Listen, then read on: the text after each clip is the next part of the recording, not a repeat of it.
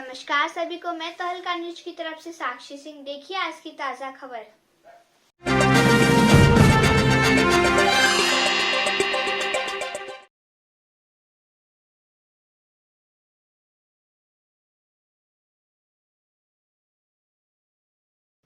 नमस्कार, आप देख रहे हैं तहलका न्यूज और मैं हूं विनय ज्ञान चंद्र। खबर उत्तर प्रदेश के गोहना मोहम्मदाबाद से है, जहां पर नेपाल के नवलपरासी जेल में 4 वर्ष से बंद महेंद्र वर्मा अब रिहा हो चुका है। महेंद्र की मां अमरावती देवी 4 वर्षों से बनारस की सड़कों पर भिक्षा मांग रही थी। बीएचयू के पूर्व छात्र नेता यतेंद्र पति पांडे ने जब इस मां से पूछा, इनकी हाल चल ली, तो उन्हें जब कारणों का पता चला तो उन्होंने विदेश मंत्रालय जाकर महेंद्र को काउंसलर हेल्प दिलाई। उसके बाद वृद्ध मां को भारतीय दूतावास काठमांडू लेकर चले गए और वहां सीनियर काउंसलर केपी खम्पा जी से मिले। खम्पा जी ने महेंद्र से जुड़ी सभी नेपाली कानूनी अड़चनों के बारे में बताया। महेंद्र को सड़क दुर्घटना के मामले में 4 वर्ष से जेल की सजा थी, जिसमें एक व्यक्ति की मृत्यु हो चुकी थी और एक घायल था। नेपाली पुलिस ने महेंद्र को जेल में भेज दिया था। वहीं जेल से रिहा महेंद्र वर्मा का कहना है कि दुर्घटना किसी अन्य गाड़ी ने कर दी थी। वो वहीं अपनी गाड़ी किनारे खड़ी कर ढाबे के पास चाय पी रहा था। महेंद्र पेशे से ड्राइवर था। वाराणसी की फल मंडी से फल लेकर काठमांडू के लिए निकला हुआ था। टीम द्वारा गरीब मां को दिया गया। यतेंद्र ने बीएचयू के प्रोफेसर और कुछ लोगों से कुछ राशियां एकत्र कर मां को मदद कराई थी। बाद में यतेंद्र ने नेपाल के फाउंडेशन के नवलपुर के अध्यक्ष श्री रामचंद्र धितल ने जेल में बंद महेंद्र से मुलाकात की और उसे मदद का भरोसा दिलाया। कुछ दिन बाद ही यतेंद्र अपने पास जुटी रकम को लेकर नेपाल पहुंच गए। 3 दिन की प्रक्रिया के बाद महेंद्र जेल से रिहा हो गया।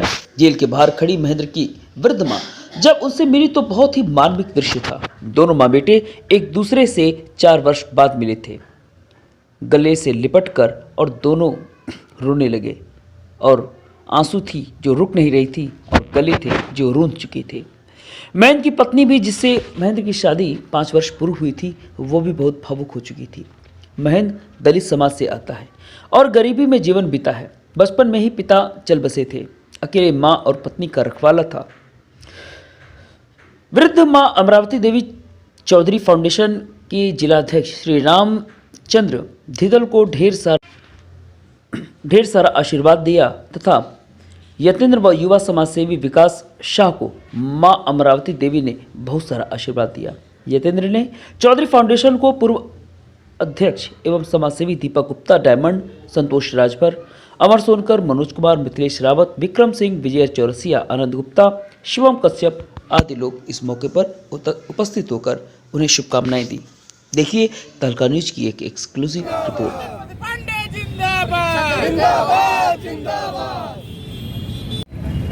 मेरा नाम यतेंद्र पति पांडे है और मैं बनारस हिंदू विश्वविद्यालय का पूर्व छात्र रहा हूँ और अखिल भारतीय विद्यार्थी परिषद का इकाई सह मंत्री रहा हूँ। क्या मामला है? ये जो दादी माँ खड़ी है मेरे बगल में और इनका बेटा एक खड़ा है, ये पेशे से ये ड्राइवर थे और 4 साल पहले ये बनारस के फल मंडी से फल लेकर के काठमांडू के लिए निकले हुए थे। बीच में नेपाल में एक जिला पड़ता है नवलपुर जिला, वहाँ पर एक ढाबे के पास गाड़ी अपनी किनारे खड़ी करके चाय पीने लगे और नेपाल में नेपाली गाड़ी से वहाँ पे दुर्घटना हो गई, जिसमें एक व्यक्ति की मृत्यु हो गई थी, एक व्यक्ति घायल हो गया था और नेपाली गाड़ी वाला जो ड्राइवर था वो अपनी गाड़ी लेकर भाग गया। ये बेचारे वहाँ चाय पी रहे थे, उनको निर्दोष पुलिस उठा करके उनको जेल में बंद कर और ये 4 साल से बंद थे वहाँ पर। उसके बाद ये माता जी जो है पूरा प्रयास कर ली, हर जगह गई, डीएम के यहाँ गई, मंत्रियों के यहाँ गई, विधायकों के यहाँ गई, लेकिन इनकी सुनवाई कहीं नहीं हो पाई। लेकिन जब हम लोगों की नज़र इनके ऊपर पड़ी तो मैं विदेश मंत्रालय दिल्ली गया और इनके बेटे जो हैं इनको काउंसलर हेल्प दिला दी एम्बेसी के द्वारा। काउंसलर इनसे मिले भी। फिर उसके बाद मैं काठमांडू दादी को लेकर के गया था भारतीय दूतावास में, तो वहाँ पे हमको काउंसलर ने बताया था कि कानूनी अड़चनें ऐसी हैं कि एम्बेसी किसी एक व्यक्ति के लिए पैसा नहीं दे सकती है। हर्जाना भरने का वहाँ कानून है कि अगर दुर्घटना हो जाती है तो तत्काल अगर व्यक्ति वहाँ हर्जाना दे देगा तो वो तत्काल छूट जाएगा। लेकिन पारिवारिक स्थिति ऐसी थी इन लोगों की कि हर्जाना देने में परिवार इनका सक्षम नहीं था। एकलौती जो है ये माँ थी और दर भटकने पर ये मजबूर हो गई। हम लोग की नज़र पड़ी, फिर हम लोग आपस में बनारस में बहुत सारे लोगों ने हमारा सहयोग किया, दान पुण्य के कार्य किया इनके लिए और मेरे बीएचयू के कुछ प्रोफेसर लोग भी इनका सहयोग किया आर्थिक रूप से और बनारस के कुछ युवा लोग भी मेरे साथ जो है इनका सहयोग किए।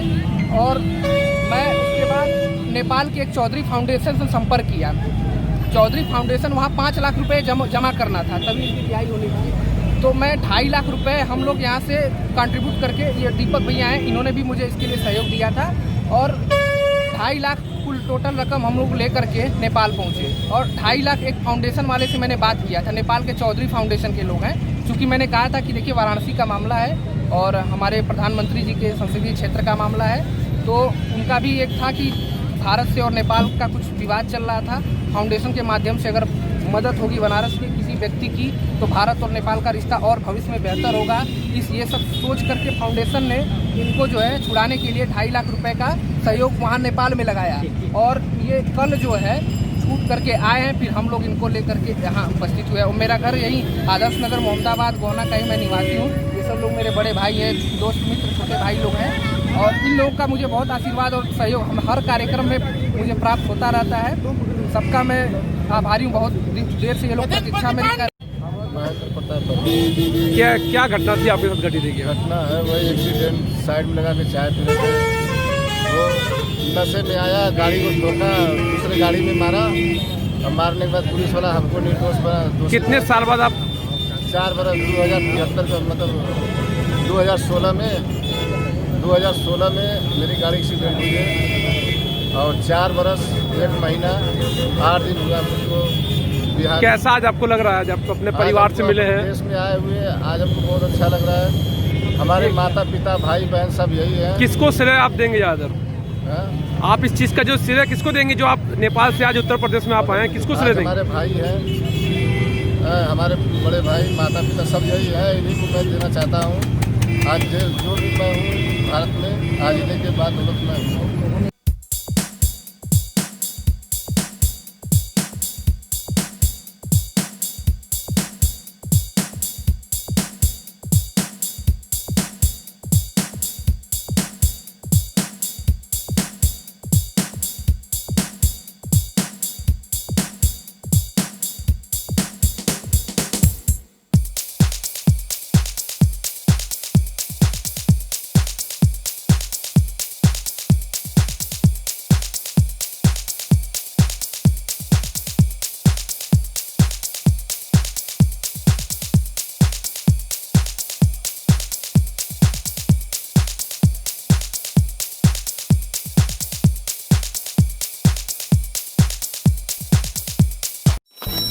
खबरें वो जो बने सुर्खियां, अंदाज ऐसा जिसे अब तक न देखा न सुना।